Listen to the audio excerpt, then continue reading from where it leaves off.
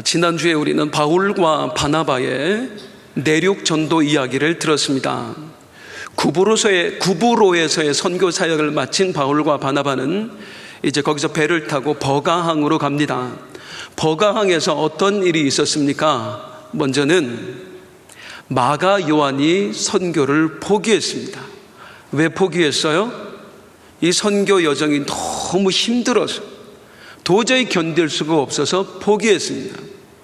그런데 이때 바울이 어떤 상태라고 말씀드렸습니까? 병에 걸려서, 학자들은 말라리아에 걸렸다고 그래요. 그 당시 말라리아면 죽었어요. 죽을 만큼 아픈 상태였어요. 그런데 바울은 그 아픈 몸을 이끌고 끝까지 자기 사역을 감당합니다. 이 버가에서 비시디아 안디옥까지 타우루스 산맥을 넘어서 무려 220km를 걸어가야 됐어요. 그런데 그 죽을 것 같은 몸을 이끌고 바울은 거기를 걸어가요. 똑같이 힘들어요. 아니, 사실은 바울이 더 힘들었어요. 그런데 왜 마가 요한은 포기하고 바울은 포기하지 않고 끝까지 그 사명 감당하지요? 두 가지 말씀드렸습니다. 첫 번째, 훈련되었느냐, 훈련되지 못했느냐. 바울은 선교 사역을 시작하기 전에 이미 충분히 훈련된 사람이었어요. 10년이 훌쩍 넘는 시간 동안 그런 수많은 연단을 겪었습니다. 이 정도 힘든 것쯤이야 감당할 수 있어요. 왜? 이미 많이 겪어봤으니까. 하지만 마가 요한은 그렇지 못했어요. 부잣집 아들이에요. 무슨 훈련이 되어 있겠어요?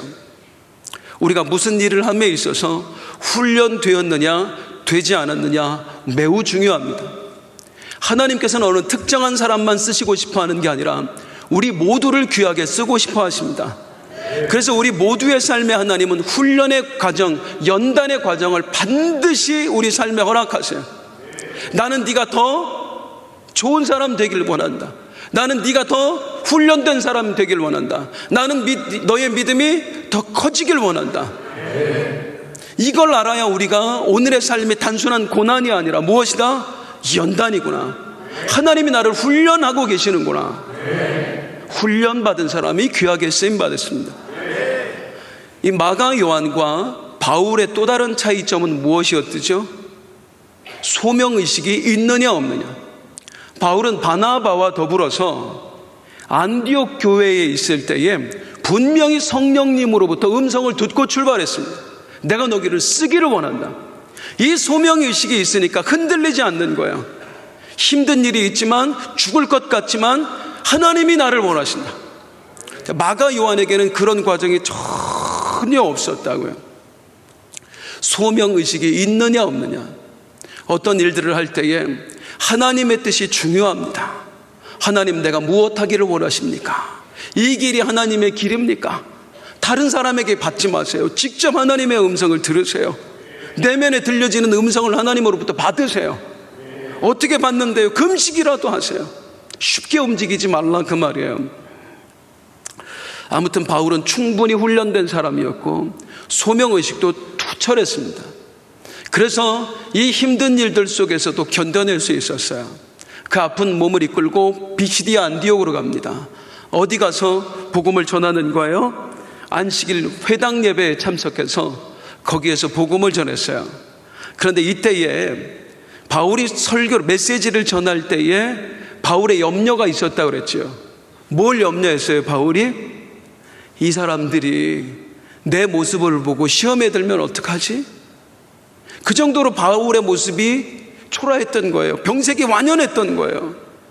야, 너나 잘 믿어라. 너 지금 죽게 생겼는데 이렇게 시험 들면 어떡하지? 그래서 내 메시지가 전달이 안 되면 어떡하지?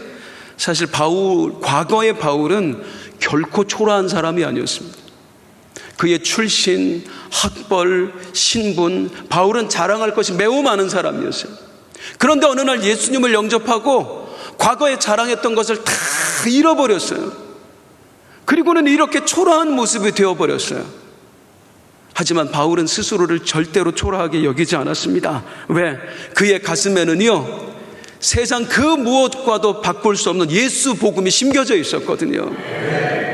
그의 미래에는요, 그 어떤 보화보다도 빛나는 생명의 면류관이 예비되어 있었거든요.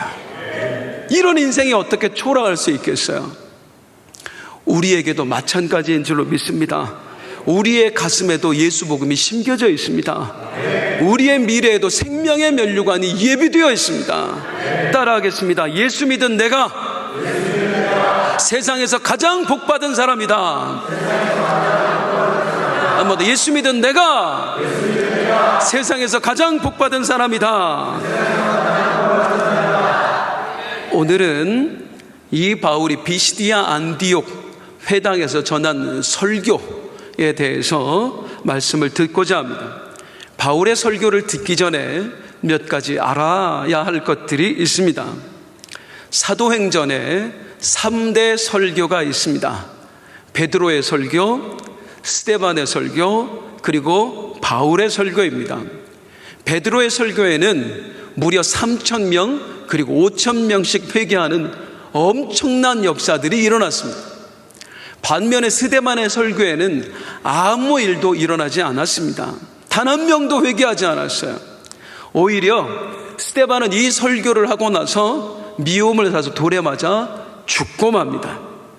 자, 그러면 바울의 설교는 어땠을까요? 성도님들, 만약에 여러분이 바울이라면 3,000명, 5,000명씩 회개시켰던 베드로의 설교, 그리고 아무 열매도 없고 스스로 죽어야만 했던 스데반의 설교, 만약 이 둘 중에 한 사람의 설교를 따라서 해야 된다면 누구의 설교를 따라 하시겠습니까? 베드로의 설교를 따라 하시겠습니까? 베드로의 설교를 따라 하시겠습니까? 당연히 베드로의 설교예요. 그러면 바울은 누구의 설교를 따라 했을까요? 놀랍게도 바울은 스데반의 설교를 따라합니다. 그 줄거리가 스데반이 했던 설교와 매우 흡사합니다. 바울이 스데반의 설교를 따라했다? 여기서 우리는 두 가지 의미를 발견할 수 있어요. 첫 번째, 스데반의 입장에서 볼 때 나의 설교는 결코 실패하지 않았다. 스데반은 아무런 열매도 맺지 못했거든요. 그가 설교했을 때 단 한 명도 회심하지 않았습니다. 오히려 그는 그 설교를 하고 죽임을 당해야 됐어요. 손해냐 이익이냐, 손익을 따진다면 스데반의 설교는 손해도 이런 손해가 없는 거예요. 그런데 결코 그렇지 않다고요. 아무런 열매가 없는 게 아니라고요. 무려 기독교 역사상 가장 빛나는 신앙인인 사도 바울이 스데반의 설교를 따라하고 있다고요. 내가 처음 설교할 당시에는 아무런 열매도 맺지 못했어요. 오히려 죽임을 당했어요. 하지만 먼 훗날 10몇 년이 지나고 나서 내가 했던 설교가 지금 이런 열매를 맺고 있는 거예요. 사랑하는 성도님들, 지금 당장 내 삶에 열매가 없다고 해서 실망하지 않기를 주님의 이름으로 축복합니다. 아무리 기도했는데도 응답이 없어요. 이렇게 헌신했는데도 왜 축복을 주시지 않을까요? 지금 당장 열매가 보여지지 않는 것 같아도 우리의 기도와 헌신은 결코 땅에 떨어지지 않습니다. 하나님께서는 언젠가 반드시 내 기도와 헌신에 풍성한 열매를 맺게 하실 날이 올 줄로 믿습니다. 바울이 스데반의 설교를 따라했다. 이게 가지는 또 하나의 두 번째 의미는 뭐냐면 바울이 순교를 각오했다는 것입니다. 바울은 스데반이 설교했을 때 그 현장에 직접 있었던 사람이에요. 스데반이 그 설교하고 나서 맞아 죽는 걸 봤어요. 오히려 자기가 스데반을 죽이는 데 있어서 주동자였어요. 이런 식으로 설교하면 얼마나 유대인을 화나게 하는지, 그들이 폭동을 일으켜서 죽일 만큼 화날 거라는 사실을 바울은 알고 있어요. 그런데도 바울은 베드로의 설교가 아니라 스데반의 설교를 따라하고 있습니다. 죽어도 좋다라고 하는 각오를 가지고 설교한 거예요. 바울은 이 마음으로 사역했습니다. 따라서 죽어도 좋다. 그러니까 죽을 몸을 이끌고 220km 그 산맥을 넘어서 가죠. 죽을 각오를 하는 거예요. 그러니까 하나님께서 그를 통해 위대한 역사를 이뤄낸 줄로 믿습니다. 물론 바울의 모든 사역 성령님이 아니고는 할 수 없어요. 성령님이 하신 줄로 믿습니다. 그럼에도 불구하고 우리는 바울이라고 하는 사람의 열정을 무시할 수가 없어요. 같은 그리스도인인데 왜 그 사람에게는 그 열정이 있는데 왜 나는 이럴까? 왜 나의 열정은 이렇게 작을까? 하나님, 바울의 열정을 나에게도 주시옵소서. 따라해서 주여 이 열정을 나에게도 주시옵소서. 이 열정을 나에게도 주시옵소서. 바울의 설교에 있어서 또 하나 우리가 먼저 알아야 될 것은 뭐냐면 이 설교를 듣는 대상이 누구냐 하는 것입니다. 지난주에 바울이 유대인의 회당에서 설교를 했다 그랬습니다. 거기에는 어떤 사람들이 모여 있었을까요? 자, 16절 함께 보겠습니다.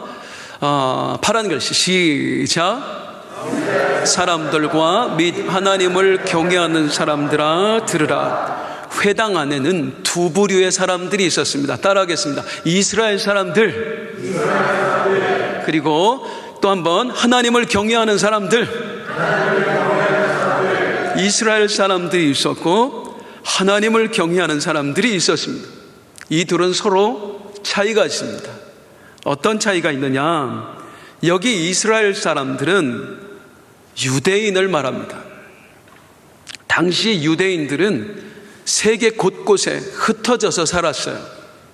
이때로부터 약 600여 년 전에 바벨론 포로되면서 유대 땅에 있던 유대인들이 다른 곳으로 옮겨지고 말았습니다.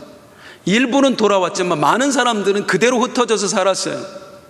그 이후에도 600년 동안 수많은 침공이 있었거든요. 외세의 침공이. 그러면서 이스라엘 본토에 있던 사람들이 사방으로 흩어져서 살았습니다. 그들을 디아스포라 유대인이라고 불러요.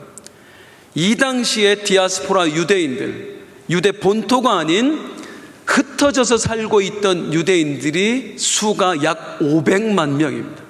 어마어마한 숫자가 사방에 흩어져서 살았던 거예요. 지금 비시디아 안디옥에도 그 디아스포라 유대인들이 있었습니다. 이들을 뭐라고 부르는 거예요? 바울이 이스라엘아 하고 부르는 거예요. 그러니까 이스라엘 사람들은 디아스포라 유대인을 말하는 거예요. 자, 그러면은 여기에 하나님을 경외하는 사람들은 누구입니까? 이 사람들은 이방인으로서 하나님을 믿게 된 사람들을 말합니다. 자, 유대인들이 사방으로 흩어져 살아간 지가 몇 년이라고요? 600년이 됐다고요. 수백 년이 됐다고요. 이렇게 그곳에서 터전을 이루고 살다 보니까 자연스럽게 이스라엘의 문화와 종교가 주변 사람들에게도 전달이 되는 겁니다.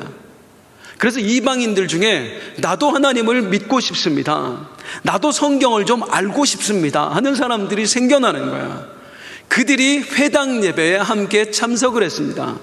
이 사람들을 사도행전에서 뭐라고 부르냐면 하나님을 경외하는 사람들, 그렇게 부릅니다. 사도행전 10장에 고넬료라고 하는 백부장이 나오죠. 베드로가 만났던 사람이야. 이방인 신자. 이 사람 성경에서 뭐라고 소개했죠? 사도행전 10장 한번 보겠습니다. 그가 경건하여 시작 온 집안과 더불어 하나님을 경외하는. 그러니까 사도행전에 나오는 하나님을 경외하는 사람들은 누구를 말한다? 이방인 신자들을 말한다. 그렇게 생각했습니다. 하시면 되겠습니다. 이렇게 두 부류의 사람들이 비시디아 안디옥의 회당에 있었습니다. 디아스포라 유대인들과 그리고 이방인 신자들. 바울은 그런 사람들을 대상으로 설교한 것입니다. 아니, 누구에게 설교했는지가 뭐 그렇게 중요합니까? 굉장히 중요합니다. 자, 우리 예수님의 말씀을 이해하는 데 있어서도 누구에게 하셨는가를 아는 게 굉장히 중요했지요. 팔복의 말씀, 누구에게 하셨다? 병들고 가난하고 소외당한 사람들에게 하셨다. 그걸 알고 팔복의 말씀을 보니까 아, 너희는 심령이 가난해야 돼, 애통해야 돼 하신 게 아니로구나. 이 사람은 이미 심령이 가난한 사람들이었고 애통한 사람들이었으니까 예수님이 하신 말씀은 심령이 가난한 자들아, 너도 복이 있다. 애통한 자들아, 너도 복이 있다. 뭘 아니까 이 말씀을 이해할 수 있는 거예요? 누구에게 하셨느냐? 그걸 아니까 예수님의 말씀을 바로 이해할 수 있는 거예요. 오늘 우리가 이제 곧 바울의 설교를 살펴볼 텐데 마찬가지입니다. 누구에게 이 설교를 했느냐를 알아야 바울이 왜 이렇게 설교했는지를 알 수가 있어요. 자, 이제 본격적으로 이제 바울의 설교를 살펴보도록 하겠는데, 바울의 설교는 대단히 전략적입니다. 굉장히 지혜롭게 설교를 해요. 그래서 우리가 바울의 설교를 분석을 하다 보면, 이런 식으로 복음을 전하면 좋겠구나, 이런 식으로 믿지 않는 사람들에게 혹은 믿는 사람들에게 예수 복음을 전해야 되겠구나 하는 힌트들을 많이 얻을 수가 있습니다. 이제 바울의 설교를 본격적으로 한번 살펴보도록 하겠습니다. 바울의 설교는 크게 세 부분으로 나눌 수 있습니다. 제일 먼저 바울은 구약의 역사에 대해서 말을 합니다. 그리고 두 번째로 다윗의 자손으로 예수님이 오셨다는 것을 말씀합니다. 그리고 마지막으로 그 예수님께서 부활하셨다라고 하는 것을 전합니다. 이 세 가지 내용을 차례대로 살펴보겠습니다. 제일 먼저 구약의 역사에 대해서 소개합니다. 아주 짧게 출애굽부터 다윗의 역사까지를 바울은 말씀하고 있어요. 다분히 누구를 겨냥한 말씀일까요? 이 두 부류 중에 디아스포라 유대인이겠어요? 디아스포라 유대인이겠어요? 디아스포라 유대인을 겨냥해서 이스라엘의 역사를 말하고 있는 겁니다. 왜요? 이 사람들은요, 늘 이스라엘 본토를 그리워하는 사람이에요. 조국을 그리워하는 사람들. 그래서 이스라엘을 이야기하면 생각만 해도 막 가슴이 뛰고 눈물 나는 사람들. 이번에 부흥 강사로 우리 한기용 목사님 모셨지만 이민자신데 어떻게 보면 우리나라를 더 사랑하는 것 같잖아요. 한 목사님만 그런 게 아니에요. 미국 가면 동포들이 다 그런 마음 가지고 있어요. 떨어져 살다 보니까 조국이 더 그리운 거예요. 한국 얘기만 나오면 눈물이 글썽글썽해요. 이 디아스포라 유대인들도 마찬가지였다는 겁니다. 이스라엘의 이야기만 들으면 가슴이 뛰는 거예요. 눈물이 글썽글썽한 거예요. 그들에게 사도 바울은 설교를 하면서 가장 먼저 이스라엘의 역사 이야기를 합니다. 여러분, 저도 여러분들과 똑같은 이스라엘 민족입니다. 아브라함의 자손입니다 하면서 이 마음을 열기 위해서 그런 걸 하는 거예요. 그리고 재미있는 건 뭐냐면 바울이 누구의 설교를 따라했다? 스데반의 설교를 따라했다. 이 스데반의 설교와 아주 흐름이 비슷한데요, 내용에는 현격한 차이가 있습니다.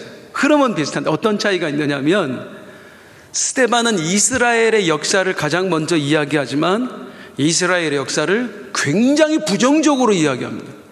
어떤 식으로 말하냐면, 광야 이스라엘 백성들이 모세를 대적한 이야기하고, 시내산 앞에서 이스라엘 백성들이 금송아지 만든 이야기하고, 또 하나님께서 보낸 수많은 선지자들을 이스라엘 백성들이 죽였던 이야기, 그런 얘기하면서 화를 돋구거든요. 이스라엘 사람들이 숨기고 싶은 역사를 막 들춰냈어요, 스데반은. 그런데 바울 사도는 똑같이 이스라엘의 역사를 전하지만 스데반보다는 구약의 역사를 긍정적인 면으로 풀어갑니다. 스데반이 했던 이야기, 그런 부정적인 얘기들은 빼고 뭐 얘기하냐면, 하나님이 행하신 출애굽의 역사, 가나안 정복한 이야기, 다윗 왕이 세움받은 이야기, 이스라엘 백성들이 자랑하고 싶은 이야기들이 있잖아요, 역사에서. 그런 이야기들을 설교하는 겁니다. 왜 그럴까요? 스데반과 바울의 관점이 다를까요? 아니면 스데반은 좀 눈치가 없는 사람이었을까요? 맞아 죽을 줄 모르고 그렇게 했을까요? 설교하는 대상이 달랐기 때문입니다. 스데반이 설교할 때 듣는 사람들은 어떤 사람들이었죠? 스데반의 설교를 듣는 사람들은 유대인의 종교 지도자들, 어떻게 하면 기독교를 말살할까, 그거를 품고 있는 사람들, 예수님을 부인하는 사람들, 그 사람들에게 구약의 부정적인 역사를 통해서 너희가 이와 같다, 너희 조상처럼 지금 죄를 짓고 있는 것이다, 그 이야기를 하기 위해서 스데반은 부정적인 역사를 이야기하는 거예요. 반면에 바울의 설교를 듣는 사람들은 어떤 사람들? 디아스포라 유대인들, 조국만 생각하면 가슴이 뛰고 막 눈물 나는 사람들, 그 사람들에게는 이스라엘의 역사에서 좋은 이야기를 하면서 마음을 열어가고 있는 겁니다. 이건 설교자에게 굉장히 중요한 것입니다. 내 설교를 듣는 대상의 수준과 마음과 형편을 늘 고려해야 됩니다. 유치원생에게 하는 설교와 대학생에게 하는 설교가 같을 수가 없잖아요. 초신자에게 하는 설교와 그리고 예수 믿은 지 50년, 60년 되신 분들에게 하는 설교가 같을 수 없잖아요. 설교자는 늘 효과적인 설교를 위해서 설교를 듣는 대상들의 수준 그리고 형편 늘 파악을 하고 있어야 됩니다. 복음 전도도 마찬가지입니다.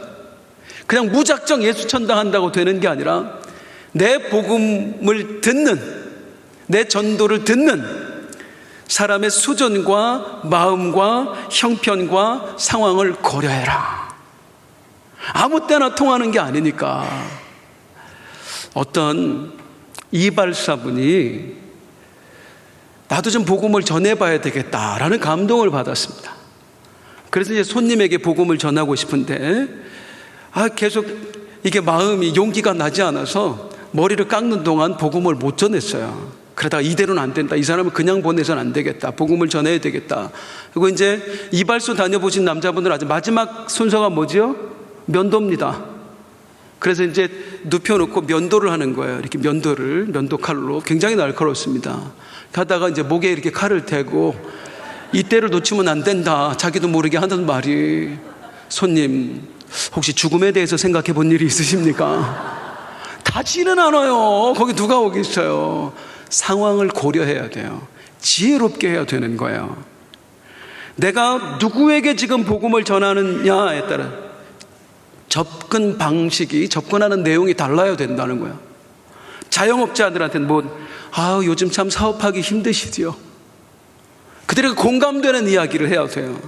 어르신들한테는요, 어르신들의 수고가 없었으면 우리가 이렇게 잘 살 수 없었을 거예요. 일단 띄워주고, 그 다음에 요즘 몸이 아픈 곳은 없으세요?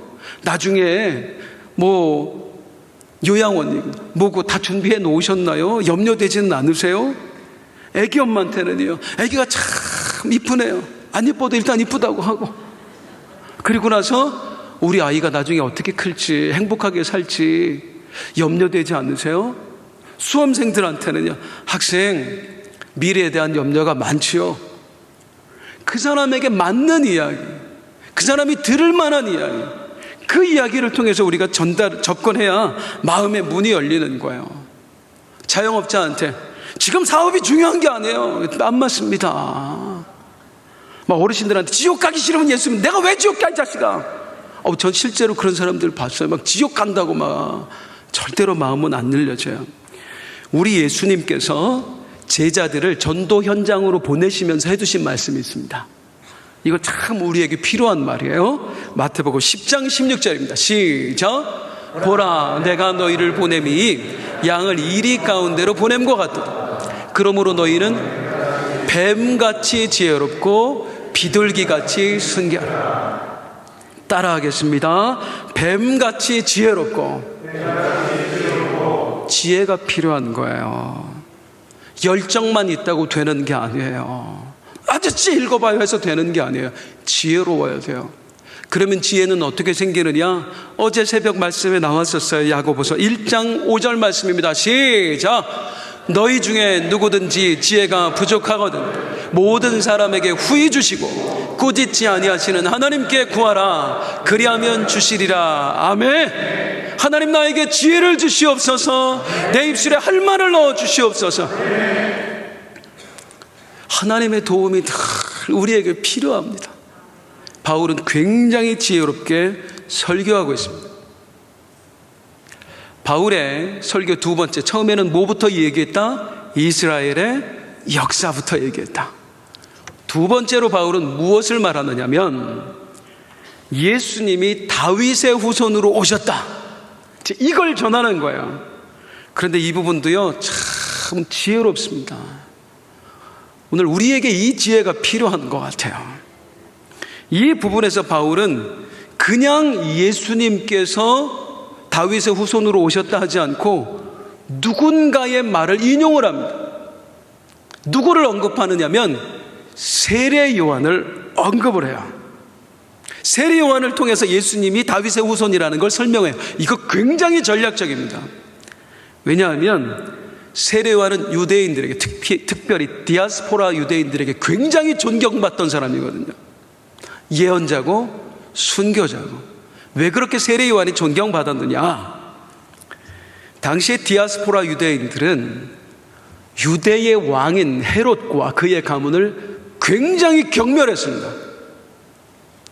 왜 그러냐면 헤롯은 본래 유대인이 아니었어요. 유대인이 아닌 에돔 족속이었어요. 에서의 자손들. 이방인이, 유대인의 입장에서 보면 이방인이 유대 땅의 왕이 된 거예요. 로마 황제가 그냥 임명을 해버린 거니까. 그러니까 우리로 따지면 헤롯이 유다의 왕이 됐다고 하는 것은 우리 일제시대에 이또 후로부미가 조선의 왕이 됐다, 그렇게 생각하면 되겠습니다. 어떻게 받아들일 수 있겠어요? 그래서 유대인들은 헤롯을 굉장히 싫어했어요. 처음에 거부했습니다. 그런데 어느 날 헤롯이 좋아졌어요. 왜냐하면 헤롯이 유대인의 환심을 사기 위해서 온갖 것을 행하는데 자기는 믿지도 않으면서 성전을 정말로 화려하게 지어줬습니다. 그러니까 헤롯 성전이라고 불러요, 그거를. 그리고 정치적 수완이 있었나 봐요. 이때 유대가 그래도 비교적 경제적 부흥을 맛보게 되었습니다. 돈이면 최고잖아요. 성전 멋지게 지어줬지요. 우리 잘 먹고 잘 살게 해줬지요. 근데 유대인들의 마음이 헤롯으로 싹 기울었어요. 그런데 디아스포라 유대인들은 달랐어요. 흩어져 사는 사람들. 이 사람들은 어차피 그 혜택을 못 보는 사람들이잖아요. 여전히 헤롯을 미워했어요. 저런 놈이 우리 유대의 왕이라니, 빨리 없어져야 되는데. 그런데 그 헤롯과 싸우는 사람이 생긴 거예요. 헤롯을 비판하는 사람이 생긴 거예요. 누구였어요? 세례 요한. 그러다가 세례 요한이 헤롯에게 목이 잘려서 죽잖아요. 이때부터 디아스포라 유대인들은 세례 요한을 굉장히 존경하게 되었습니다. 그러니까 우리로 치면 뭐 그냥 독립운동가급, 안중근 의사 뭐 그 정도 되었다 생각하시면 될 것 같습니다. 이 세례 요한을 바울이 일부러 언급을 하고 있습니다. 저들이 좋아하는 사람들. 그리고 세례 요한, 여러분 요한 선생이 무엇을 말씀했는지 아십니까? 하면서 이제 세례 요한의 이야기를 하는데, 사도행전 13장 25절입니다. 시작. 요한이 그 달려갈 길을 마칠 때에 말하되 너희가 나를 누구로 생각하느냐? 나는 그리스도가 아니라 내 뒤에 오시는 이가 있으니 나는 그 발의 신발끈을 풀기도 감당하지 못하리라 하였어요. 이 디아스포라 유대인들이 세례 요한이 순교한 것 때문에 좋아한다고 그랬잖아요. 존경한다고. 그 얘기를 하는 거예요. 요한 선생께서 달려갈 길을 마칠 때 순교하기 직전에 이런 말씀하셨습니다. 뭐라고? 나는 그리스도가 아닙니다.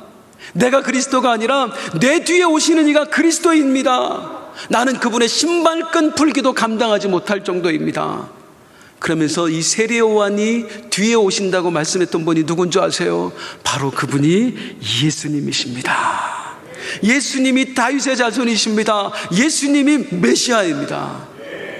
그냥 이 바울의 설교를 읽어보면 우리가 다 아는 이야기 하는 것 같지만 한마디 한마디가 굉장히 전략적이에요.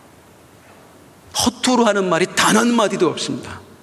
이런 지혜가 우리에게 필요한 거예요. 그리고 계속해서 바울이 전하는 말이 있는데 무엇이냐? 그런데 여러분, 그 메시아께서 죽으셨습니다. 다윗의 자손인 세례 요한이 메시아라고 인정한 그분이 죽으셨습니다. 왜 죽으셨을까요? 과연 누가 이 메시아를 죽였을까요? 하면서 다윗이 설교를 하는데, 야, 여기서도 바울의 지혜가 빛납니다. 사랑하는 성도님들, 예수님을 죽게 만든 사람들이 누구예요? 유대인 전체예요. 유대인 전부가 광장에 모여서 뭐라고 그랬어요? 십자가에 못 박아라! 예수를 못 박아라! 했어요. 그래서 예수님 죽은 거예요. 유대인 전체가 죽였어요. 그런데 바울은 누가 죽였는지를 어떻게 말하는지 한번 보실래요? 27절입니다. 파란 글씨만 시작. 예루살렘에 사는 자들과 그들 관리들이. 예루살렘에 사는 사람들이 예수님을 죽였잖아요. 관리들이 죽였잖아요. 우리로 말하면은 지금 미국 LA에 사는 사람들한테 누가 예수님 죽였는 줄 아세요? 한국인이 죽였습니다 하는 게 아니라 서울 사람들이 죽였잖아요. 그리고 정부고 관리들이 죽였잖아요. 이런 식으로 하는 이야기예요. 지혜롭죠? 굉장히 지혜롭습니다. 이 지혜 하나님이 주신 줄로 믿습니다. 지혜 하나님으로부터 온다고 했으니까요. 이걸 우리가 하나님 앞에 구해야 돼요. 그리고 하나님 앞에 구하면서 이번 한 주간 우리 전도 나갈 때 하나님 나에게 지혜를 주시옵소서. 내 입술에 할 말을 넣어주신다고 했는데 바울의 입술에 넣어주신 말을 내 입에도 넣어주시옵소서. 당당하게 나가는 거예요. 당당하게. 자, 이렇게 말한 이 바울의 설교는 베드로가 했던 설교와 매우 차이가 있습니다. 베드로는 예수님이 죽은 걸 이야기하면서 뭐라고 말하냐면요, 사도행전 3장 14절 15절 한번 보세요. 파란 글씨 따라서 너희가 생명의 주를 죽였도다. 베드로는 직진이에요. 그냥 니들이 죽였어 예수님을. 야, 그리고 나서 베드로가 회개를 촉구하는데 이 설교에 3,000명 5,000명이 회개한 거예요. 그러니까 우리가 말을 잘한다고 되는 거 아니에요. 성령님이 하셔야 됩니다. 성령님이 하셔야 됩니다. 근데 바울의 설교는 달라요. 베드로는 직접 너희가 죽였어 회개해라. 바울은 회개를 말하지 않습니다. 여기 보면 회개를 말하지 않아요. 일단 그 예수님을 믿으십시오부터 이야기합니다. 그럼 잘못됐냐? 아니에요. 상황에 따라서 복음을 전하는 방식이 다른 거예요. 어떤 때는 회개를 먼저 촉구해야 될 때가 있고 어떤 때는 믿음을 먼저 심어줘야 될 때가 있는 것입니다. 믿고 나서 회개하면 되는 거예요.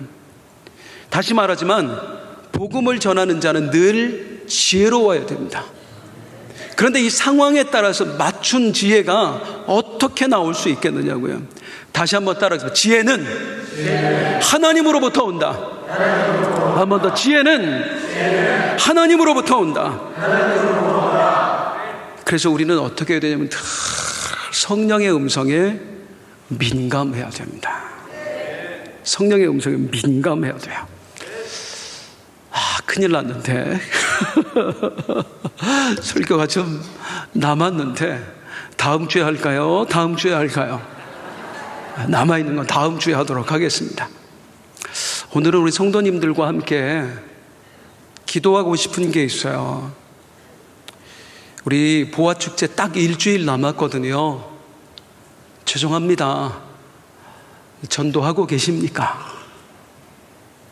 아니면 그냥 대충 넘길 생각을 하고 계십니까? 하나님은 우리 모두에게 기대하고 계시거든요. 기대하고 계세요.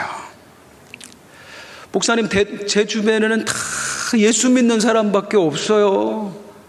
전도할 사람이 없습니다. 기도하자고요. 하나님, 이번 주간에 나에게 전도할 사람 만나게 해주세요. 기도하면 하나님이 역사하실 줄로 믿습니다. 바울이 잘나서 한 거 아니에요. 베드로가 잘나서 한 거 아니에요. 스데반이 잘나서 한 거 아니에요. 성령님이 하신 거예요. 전도 대상자 만나게 해달라고 우리 기도하고, 그리고 또 자신 없어요. 나는 입술이 둔합니다. 지혜는 하나님이 주신다고요. 하나님께서, 성령님께서 우리 입술에 할 말을 넣어주신다고요. 바울에게 지혜를 주신 하나님, 바울의 입술에 할 말을 넣어주신 하나님, 내 입술에도 할 말을 넣어주옵소서. 오늘 기도해야 돼요. 다음 주 그냥 보내면 안 돼요. 한 영혼이라도 나를 통해서 복음을 듣고 예수님 영접하게 하고 이 교회당에 데리고 나오는 것, 그 사명을 위해서 오늘 성도님들 함께 부르짖어 봅시다. 일주일밖에 안 남았잖아요. 따라 하시겠습니다. 나도 할 수 있다. 나도 전도할 수 있다. 나도 생명 구원할 수 있다. 아멘, 아멘. 우리 일어나서 함께 찬송하겠습니다.